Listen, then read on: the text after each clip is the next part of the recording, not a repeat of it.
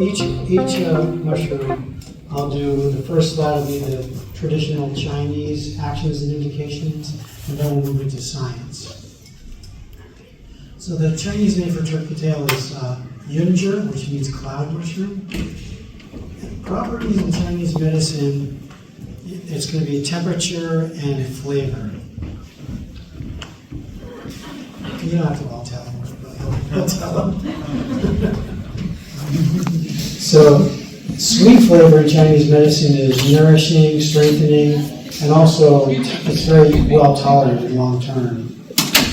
The neutral to cool temperature, if something is hot or cold, it can cause side effects for people with the opposite. With this saying, if someone's running hot, you don't want to give them a hotter. If someone's running cold, you don't want to give them a colder. But these neutral to slightly cool or warm are much more versatile. So the dosage is for decoction, 9 to 27 grams. As you'll see in the clinical studies where they don't boil them, they'll use either powder or extracts. 3 to 6 grams per day is pretty typical. So the traditional Chinese actions indications clears heat and eliminates toxins. Toxic heat in Chinese medicine is things like infections, some aspect of cancers.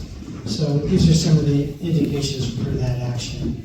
Sore, swollen throat, bronchitis in children, rheumatoid arthritis, leukemia, hepatitis, liver cirrhosis, and various types of tumors. The second function indication strengthens the spleen. The spleen in Chinese medicine is the center of digestive function, and it's also center of vitality.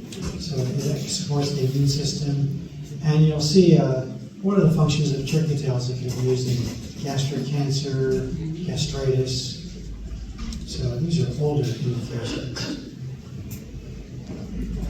So now, what you'll find is if you look into the research, you'll see a lot of the studies will use something called PSK or PSP. These are polysaccharide that were extracted. The first one was extracted in Japan in the 60s. The PSP was extracted, isolated in China in around 1983. So these are proprietary extraction processes where they use a special liquid medium and they follow a whole procedure.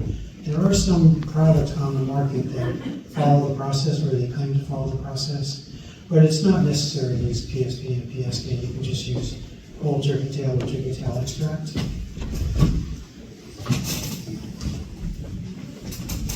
So turkey tail is a very highly studied mushroom. When I did my literature search for this, I'm the editor of the Botanical Safety Handbook, so I had to also recently update the turkey tail entry, and I found 4,000 studies. So not all of them are clinical trials, some of them are extraction processes and things like that, but it's definitely the most highly studied of medicinal mushrooms. So this is a systematic review, 56 clinical studies, which is a huge amount of clinical studies for mushrooms, and they were looking at the interactions between turkey tail and cytotoxic anti-cancer drugs. What you'll find is things like turkey tail and reishi, which are commonly used in cancer therapy, they're used along with the Western therapy.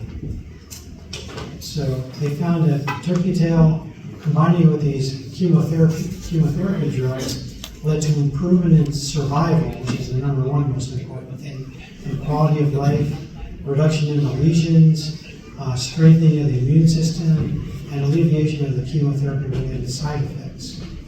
So, as a practitioner, I find it's difficult for cancer patients to convince their oncologist that they can take something along with the chemotherapy, and I understand that. They're not trained in mushrooms and herbs. They're dealing with people that could die, so they want to use what's been studied for their field. I will provide some of these studies and reviews to patients to show their doctor, and sometimes their doctor will approve it. Sometimes the patient just does it anyway. Or in many cases, if they're really worried, they just wait till the end of their chemo, then they start the mushrooms and the herbs. So this is quite impressive. 56 clinical trials, no side effects, and improving the outcome. And for the sake of the oncologist, alleviation of chemotherapy-related side effects. What's the biggest thing that's going to get one of their patients to stop taking their drugs? Side effects. So these are extraordinary. Here's another one, another review of clinical trials. Cancer treatment using PSP and PSK. So no adverse interactions with the chemotherapy drugs. And with this many cancers they studied in the review.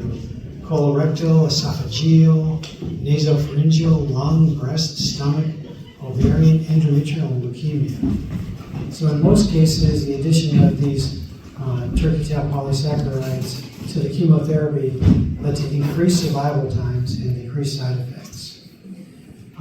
Already in Japan, it's just standard, especially with gastric cancer. That's when they really started using turkey tail in earnest back in the 60s. And gastric cancer is very difficult to treat. So a lot of Chinese medical doctors include the turkey tail in their treatment. Also in Japan, you don't get herbs from acupuncturists, you get it from medical doctors. It'll be medical doctors trained in what's called Kanpo, which is Chinese medicine that was imported to Japan around the 16th century. So they're a little more open to this sort of thing. So here's another one on cancer treatment. No major adverse effects reported. Another systematic review. This is strictly lung cancer.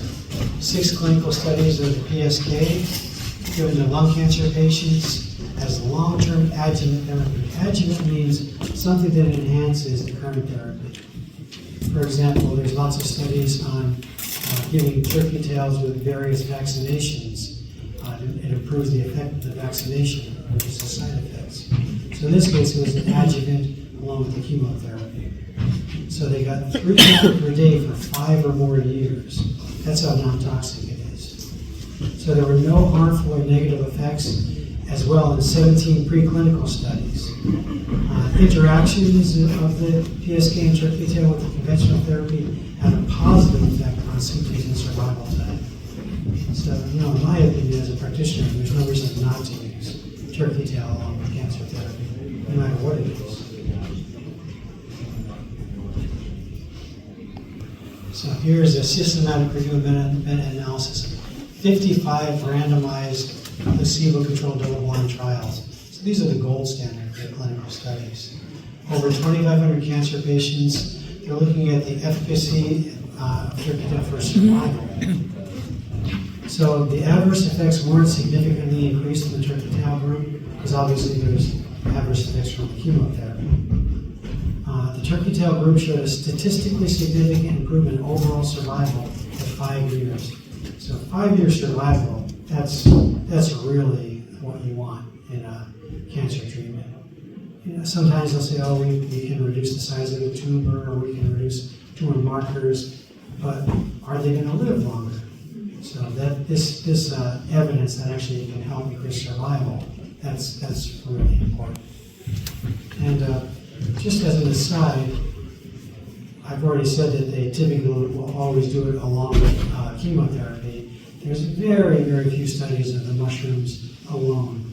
Typically, it'll be for people that were at a stage where they didn't want to treat them anymore.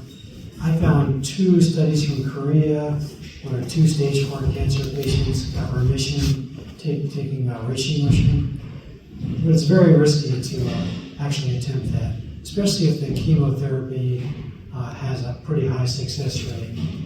So it's on the other hand, if they say, well, there's not much hope, we can try chemo, and if the patient decides not to do therapy, you can try just the mushrooms, but generally turkey tail, starting it with the chemotherapy is the best, but even afterwards it can help revive their blood counts, their energy. Here's another one for cancer treatment. So there are no major adverse effects in a systematic review of 6 clinical studies of PSK administered to lung cancer patients, also long-term adjuvant therapy, 3 grams per day for 5 or more years. I think I showed you this study already. Study so nice you saw it twice. Here's HPV. So HPV is human papillomavirus. It's responsible for abnormal cervical cells, which can lead to cervical cancer. So women get pap smears to see if they have abnormal cervical cells. If they do, they'll typically do a cone biopsy or freeze it. But when it's at stage 0, you can actually try using turkey tail. I've treated a number of abnormal pap smears at stage 0, and they all reverted back to normal. I gave them turkey tail with turmeric. Because way back when I saw a study from France where they used turkey tail and turmeric and had normalized cells. But just turkey tail by itself can do it. In this case, it's a vaginal gel. So they had 183 women with cervical uterine high-risk papillomavirus. So there's lots and lots of papillomaviruses. Some cause warts that are harmless. Some cause warts that can be cancerous. Some cause cervical cancer. So these were the high-risk variants. After 6 months, almost 71% of the treatment group had a remission versus around 35% of the control. Why would the control group have such, even though it was much less than the treatment group, it was half? The reason is that HPV, the body's own immune system, can often take care of it. So, for example, someone may have warts and then suddenly they go away by themselves because their immune system is strong enough to take care of it. So you can see, though, almost 71% of the treatment group have a remission, only 35% of people that didn't do the treatment. And this is a gel, so it's a topical gel. I looked online, I saw some products in Europe that are made into a gel, but it also works well orally. I use it a number of times orally, not personally. I use turkey tails, but I don't have a cervix. So here's another HPV study, and this is internal. So they combined turkey tail and reishi, although turkey tail alone would certainly do it. And the control group were given chicken of the woods, which is pretty funny. Chicken of the woods is an edible mushroom. It's not known to have an antiviral effect. So I guess they wanted to have a mushroom look or smell, even though it was in capsules. So they gave 400 milligrams per day, which is a fairly low dose for a clinical study. And it was reishi and turkey tail, just powdered in capsules. And the control group had the same dose of chicken of the woods powder. So 88% of the reishi turkey tail group had viral clearance, which was very similar to that previous topical study. Only 5% of the control group had clearance. I mean, I think they should have given them some chicken of the woods mushrooms to take home and eat as a prize.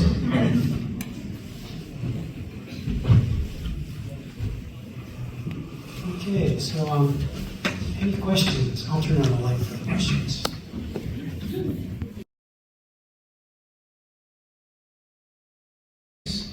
And that's in botanical nomenclature, that's if there's more than one species. And I'll show you why we have that. Oh, first of all, this is Jeff Chilton. He owns Real Mushrooms. So this was at a reishi conference in China some years ago. Pretty cool, huh? And every part of that dragon is reishi. See the long pieces? When reishi is grown in a low oxygen environment, it tends to grow what's called the antler version. So all those are reishi. So these are the Ganoderma species. So everyone is very accustomed to hearing Ganoderma lucidum, which means like a shiny Ganoderma. But actually, it turns out that was first described in Europe, and they found out that the species in China were not the same. So they have other species that are actually the ones that are most likely the ones that were originally found in China. So Ganoderma linger, Ganoderma citronensis, Ganoderma sinensis. Most of the whole reishi and products that are coming from China are actually those. Lucidum is fairly rare. I've only seen it once in the U.S. in the mountains of North Carolina. Just beautiful, long stalk, really shiny. But they're all active. So here's your traditional Chinese description of it. So the Chinese name is Lingzhi, which means spiritual mushroom. From the very beginning, it was considered reishi had effects that would affect the spirit and mind. So it's sweet and neutral. Sweet meaning it's nourishing and building. Neutral means it's not going to create too much heat or cold in the body. So in decoction of 3 to 15 grams, in powder 1.5 to 3 grams. And that's in Chinese practice. So if I give bulk herbs to some patients, I'll give them 10 grams. Because I'm giving them 10 grams, 15 grams each of multiple other herbs. So its traditional actions and indications: nourishes the heart and calms the spirit. Heart and spleen deficiencies, what that means, not necessarily literally the heart and spleen in Western physiology. This is Chinese physiology. This is when someone who's really weak and pale and fatigued and catches colds easily, doesn't sleep well, and they have pale tongue, weak pulse. So this manifests in insomnia, forgetfulness, fatigue, listlessness, poor appetite. Stops coughing and arrests wheezing. Coughing caused by cold, coughing with profuse sputum, accelerated respiration, chronic asthma, and difficulty sleeping due to dyspnea, shortness of breath. So for chronic asthma, reishi is in quite a few of those formulas, along with other strengthening herbs like ginseng. For acute asthma, not so much. Tonifies qi and nourishes blood. This means it builds vital energy and it helps with blood count. Qi and blood deficiencies with weak digestion, poor appetite, listlessness, loose stools, fatigue, dizziness, and sore lower back. These are all classic Chinese symptoms of someone who's deficient. So this is from the Shenang Ben Sao, the Divine Farmer's Classic Material Medica from 200 AD. Taken for a long time, reishi lightens the body, staves off aging, extends the years, and makes you a spirit immortal. Have you seen any studies on the spirit immortal part? It does do the rest of these things. And the Shenlong Ben Sao, it was a very long time ago, it tends to talk about the strengthening building herbs in this way. This is their way of describing it. It wasn't as much a medical text as the first really attempt at describing what the herbs do and classifying them into class 1, which is the highest class, that prevent disease, class 2, which treat disease, class 3, which are toxic and treat disease. So reishi is considered a class 1. So once again, cancer treatment. Patients with reishi extract in their anti-cancer regimen were more likely to respond to chemotherapy or radiotherapy than those without reishi. And they were found to have a relatively better quality of life than those in the control group. So I always try to get my cancer patients to take reishi and turkey-tail with their cancer therapy. Sometimes they will, sometimes they wait till they're done because they don't want to listen to the doctor, which I'm fine with that. Here's fibromyalgia. Fibromyalgia is a really horrible condition where they have pain all over the body. It's really hard to diagnose properly, hard to treat. This was 64 women diagnosed with fibromyalgia. They were given 3 grams of reishi powder and water. So to answer these questions about dosage forms, in this case, they just dried it and ground it up into a powder, washed it down with some water. So 3 grams twice a day for 6 weeks, which is not a long time for something like this. At the end of the study, they showed significantly improved aerobic endurance, lower body flexibility, and walking speed. And that's only 6 weeks. And once again, reishi is completely non-toxic. This is that same HPV study we saw under turkey tails. They mixed turkey tail with reishi to treat HPV, and it was 88% viral clearance. How much of it was the turkey tail? How much was the reishi? Don't know, but that was actually a little bit better clearance than just turkey tail alone. Here's cancer-related fatigue. 4-week randomized placebo-controlled trial. They gave 3 grams per day of reishi spore powder. So they take the spores. If you were over at the medicinal table, you see all that brown dust all over the table? That wasn't dirt, that was spores falling off the various mushrooms. So they take these spores and they crack them, open and they powder. So even the spores are effective. So they gave it to 48 breast cancer patients undergoing endocrine therapy who had fatigue. Breast cancer patients, they give them hormone blockers, especially if it's estrogen positive cancer. So in general, they have a lot of fatigue with the cancer itself with their treatment. So there were statistically significant improvements in physical well-being and fatigue after taking reishi. And here's where its spiritual aspect comes. These patients also reported less anxiety and depression, as well as better quality of life. And there's colorectal adenomas.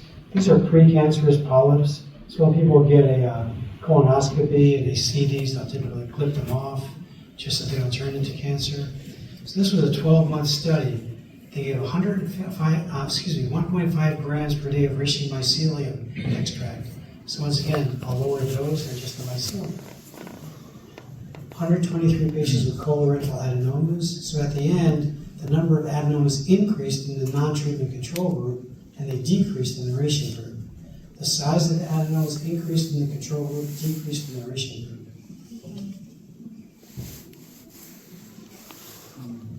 So, any questions?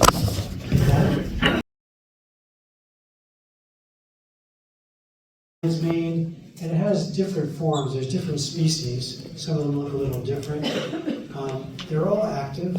This species, reishi erinaceus, is the most extensively studied. You'll see if you go to the farmer's market, the lady that sells mushrooms at the downtown market, she's got some, and those are what's called bear's head. They don't have these long icicles, they're more compact. But they're all active, but erinaceus is the most highly studied. And it grows on trees. You will find it around here, but it's not that easy to find. But if you do find one and harvest it, go back the next year, because it'll keep coming back. And look up. If you're walking through the woods, look up. That's where it'll be. It's not usually at the base of the tree. So in Chinese medicine, it's called otogu, monkey head mushroom. Also sweet and neutral. So its traditional actions and indications: fortifies the spleen and nourishes the stomach, calms the spirit, controls cancer. Used for general vacuity, that means that same weakness we talked about, and lack of strength, poor digestion, sleeplessness, stomach and intestinal ulcerations, chronic stomach inflammation, cancer of the digestive tract. My presentation is going to focus more on its cognitive effects, where it really stands out from the others. Any one of these mushrooms, you can do an all-day talk on if you want to be really comprehensive. So here's neurodegenerative diseases. Bioactive compounds extracted from lion's mane have shown to improve a wide range of pathological brain conditions, such as Alzheimer's, depression, Parkinson's, and spinal cord injury. In a large body of in vitro and in vivo preclinical studies on the central nervous system, the effects of erinacines, those are compounds in Reishi erinaceus, have been correlated with a significant increase in the production of neurotrophic factors. That's nerve growth factor. So they found that these compounds in lion's mane can actually cause nerves to regrow and make new connections. So if there's any damage either in the central or peripheral nervous system, lion's mane is a very good idea to take it. Now you see it, Alzheimer's, depression, Parkinson's. That doesn't mean if someone has the full-on disease, you give them lion's mane, it's going to go away. As always, prevention is easier than treatment. So if someone is prone to it or they begin to have the very first signs of these conditions, definitely introduce it then. And you'll see there's some studies that can show a reversal, but not once it's really, really severe. So here's cognitive impairment. So this was a 16-week, which is not a long time for cognitive impairment, double-blind placebo-controlled trial. So they had 30 people who were diagnosed with mild cognitive impairment. So the treatment group got 3 grams per day of lion's mane powder and capsules. At weeks 8, 12, and 16 of the trial, the lion's mane group showed significantly better scores on the cognitive function scale compared to placebo. But 4 weeks after the trial ended, the scores decreased significantly. So that just means don't stop taking it. And it's non-toxic, there's no reason not to take it. You'll see another trial later, where 8 weeks after the end, the effects were still there. Cognitive impairment is a little more difficult. So you just want to, my wife has a friend who's obviously getting cognitive impairment. She kept asking her, what did I just say? And my wife got really worried about her. So I just gave her some lion's mane and ginkgo. My wife said the last time she went to visit her, she actually had a normal conversation with her. So your results, may differ per person, but it's certainly worth giving it to someone.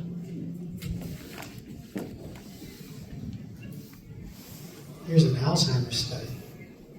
49 weeks, that's an entire year, double-blind randomized placebo-controlled clinical trial, 68 patients with mild Alzheimer's. So this is the early stage. So they were given 1,050 milligrams per day of aranacine A enriched reishi and mycelium or placebo. So let me unpackage that. Aranacine A is one of the aranacines in lion's mane, and that's known to enhance nerve growth factor and be active in the cognitive effects. So even though it's only a little over 1,000 milligrams per day versus 3,000, it was enriched with the aranacine A, which is highly concentrated. So the Parisian group had higher scores in the cognitive tests, better visual contrast sensitivity, and better biomarkers than the placebo group. So that's, actual Alzheimer's, but mild, early stage. So lion's mane has a very powerful effect on the microbiome. And there's a lot of theories now that a lot of its cognitive effects are due to its, I wouldn't say it's due to it because we already know it directly affects nerve growth factor, but partially due to its effect on the microbiome. Because now we're learning the microbiome affects every aspect of the body. So they're looking at the effect of Parisian aranaceous on the microbiome. These are healthy adults. 13 healthy adults took a gram of lion's mane powder 3 times a day for a week, so 3 grams per day. I think they want to do it 3 times a day just to keep it passing through the digestive tract. There was an increase in beneficial bacteria as well as bacteria that produce health-promoting short-chain fatty acids. Overall, there was a greater diversity of the microbiome after supplementing with lion's mane. That's after 1 week.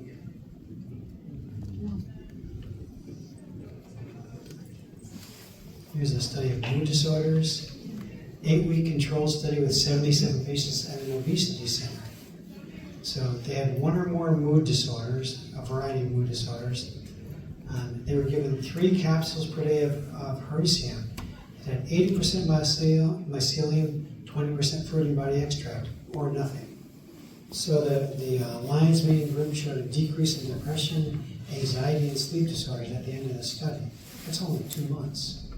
These effects persisted 8 weeks after discontinuing the lion's mane. So a little different than the cognitive decline study.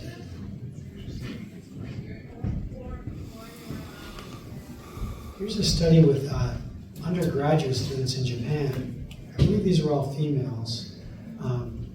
You may have heard the reputation in Japan of really, really intensely putting kids through schools and preschools. I think they even have competition to get into the right preschool. So it's a very, very success-oriented culture. So the students there are numbered under high stress. Have you ever heard of what an Asian A is? I have Asian students periodically, and an Asian A has to be 100%. If you got like a 95%, that's an Asian B. So my Asian student told me this, I didn't think that. The point is that in a lot of Asian cultures, there's a very, very intense pressure on the young students to succeed. And most likely their parents suffer deprivation, so they know the importance of success in life. So these students are typically pretty stressed out. So they did a 4-week pilot study with 8 students, gave them a little less than 2 grams per day of reishi extract. At the end of the study, they showed improvement in measures of anxiety and sleep quality. So these are young kids. These are 18, 19, 20, 21. So they're not going to worry too much about cognitive decline. But anxiety and sleep quality are pretty typical student symptom. Here's the depression and anxiety study. 4-week randomized placebo-controlled study.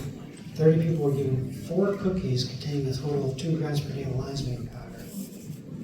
And they were also given placebo cookies, so it wasn't just the effect of having a nice cookie. So the subjects who had the cookies with lion's mane, they showed significant decreases in measures of depression and anxiety. Just 4 weeks. There's another cognitive function study, 12-week randomized double-blind placebo-controlled study. 31 people.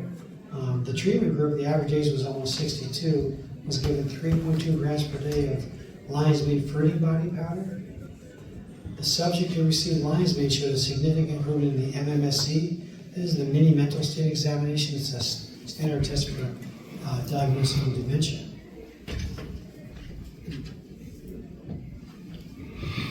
Question? Yes?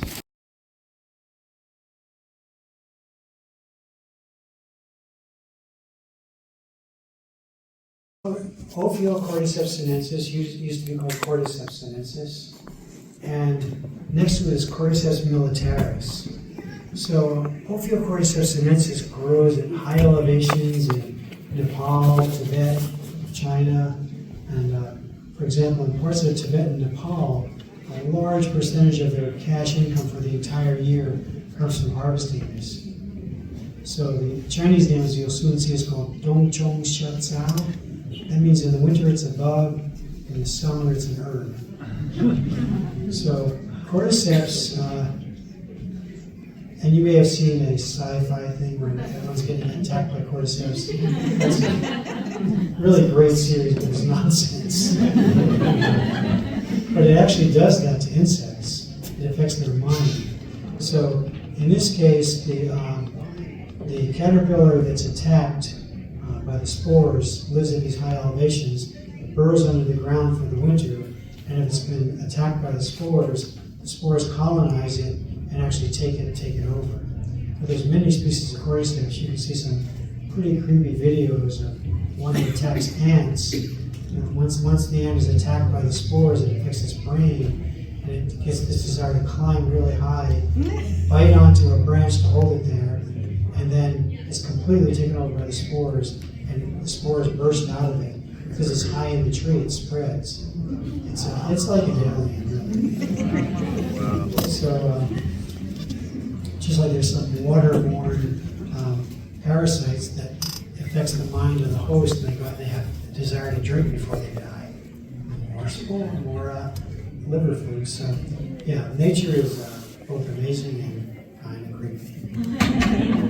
So, Cordyceps sinensis was the original one, and all the studies originally from China on Cordyceps sinensis, but it's become very, very expensive. It actually costs more than gold now. So, Cordyceps militaris, this one you see here, I was in the Asheville Mushroom Club in North Carolina, and I went back and lived there for 5 years. Great town, by the way. And the Asheville Mushroom Club goes up to the Great Smokies to do their forays.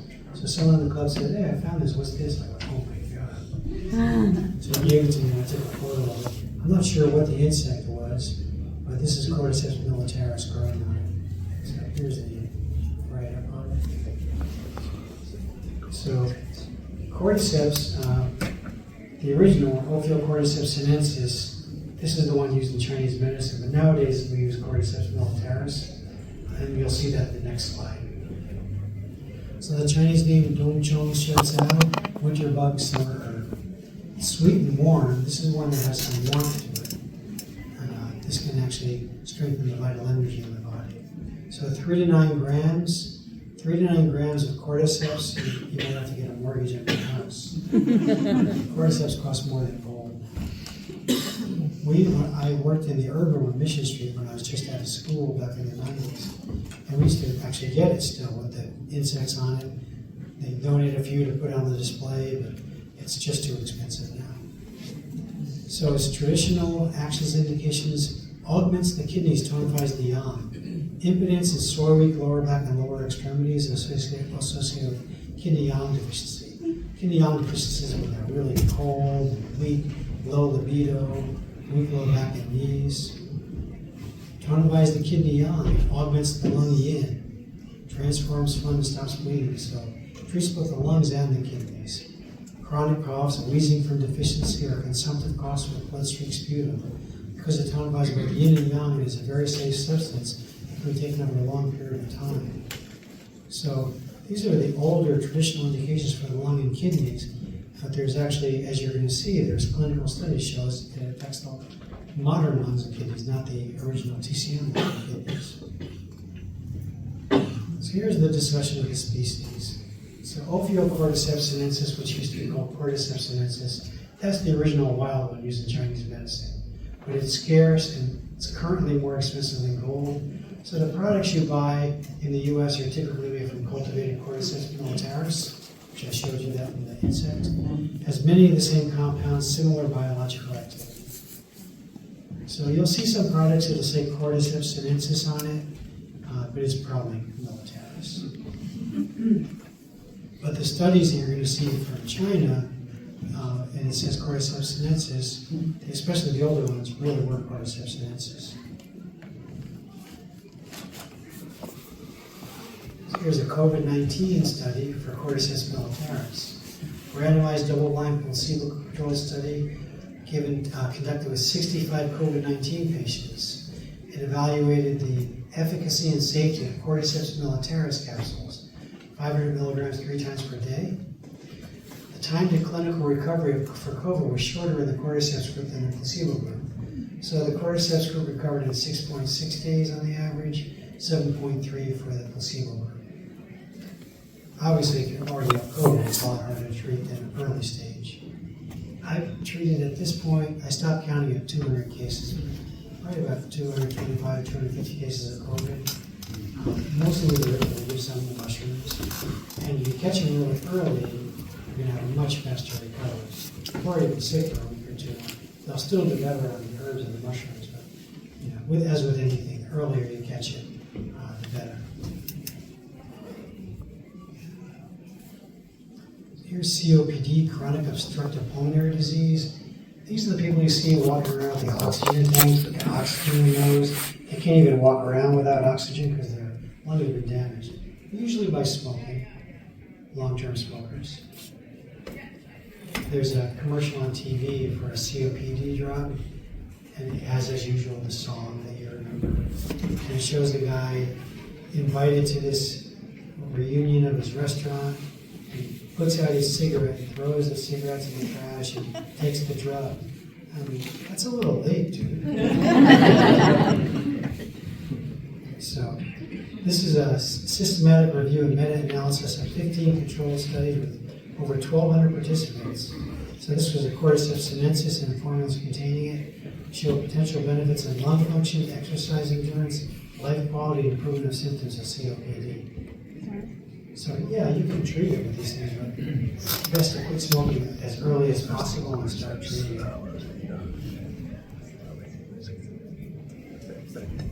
This is moderate to severe asthma. 3-month randomized controlled trial with 120 asthmatic subjects. They compared standard drug therapy, which was an inhaler. I forget what the other medication was. I think it was a steroidal medication, but I can't remember. But basically, both the Cordyceps group and the control group took the medication. Just the Cordyceps group added the Cordyceps. So they received 1.2 grams of Cordyceps sinensis 3 times per day, along with drug therapy. The control group received only drug therapy.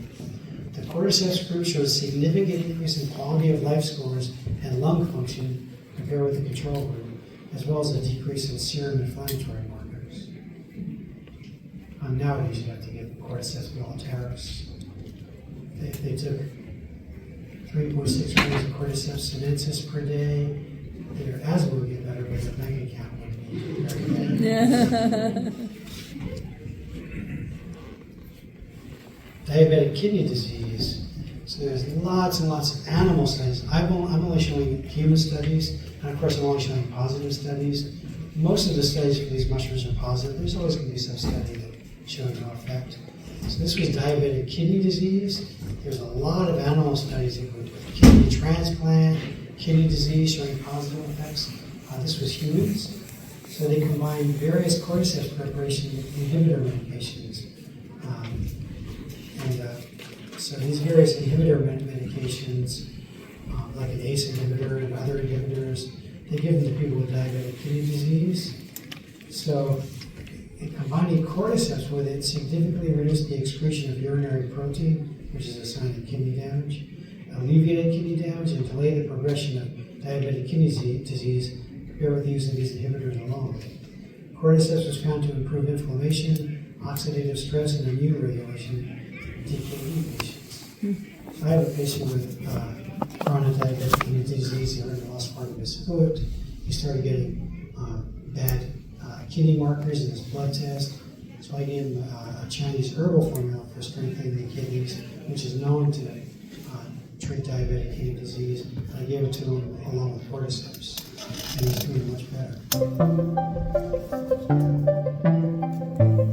Thank you. Here's my email and my website.